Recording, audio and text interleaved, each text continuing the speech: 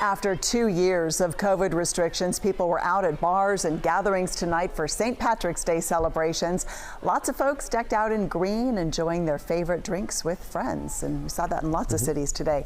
Well, police are warning drivers to celebrate responsibly. During the 2019 St. Patrick's Day holiday period, about half of all of the traffic deaths in the country involved a drunk driver. KCRA3's Melanie Wingo joins us now from a DUI checkpoint in Elk Grove with more on how authorities are making sure that these impaired drivers stay off the road tonight.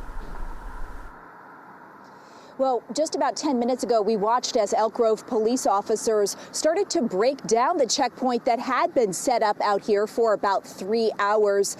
They were planning to stay out here till 2 o'clock in the morning, but they decided that the city would be better served if they fanned out and helped to stop drunken drivers on the roads around Elk Grove. So that's exactly what they did.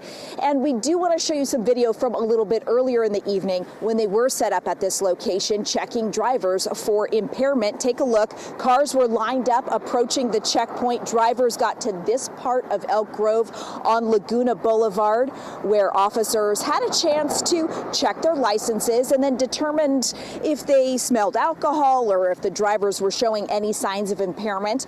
Volunteers say they were not out here with officers to just bust people. They're out here to educate and encourage people to ride share or designate drivers. And when they talk about designating a driver, that shouldn't simply be the person who had the fewest drinks. The DD, they say, shouldn't be drinking at all.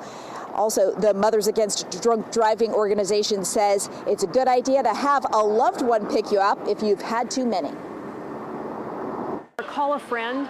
I don't know anyone who doesn't have someone they could call and they would come pick them up rather than have them suffer the consequences of a DUI arrest or hurt someone. I'm out here so that people can learn the story of my mom and what happens when someone makes one really wrong choice. And I just really want to make sure that people don't think that this can't happen to them. There was a woman, Mana, in 2009 that's no longer here because of one bad choice, and we want to make sure that that's not happening again and again.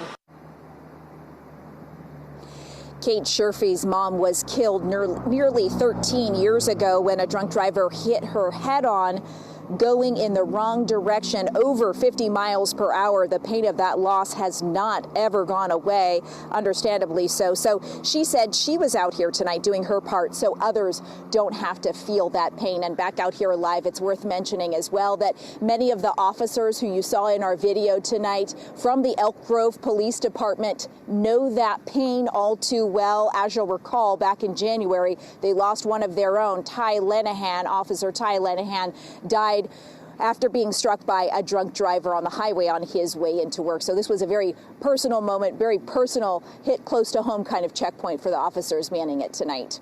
Reporting live at Elk Grove, Melanie Wingo, KCRA 3 News.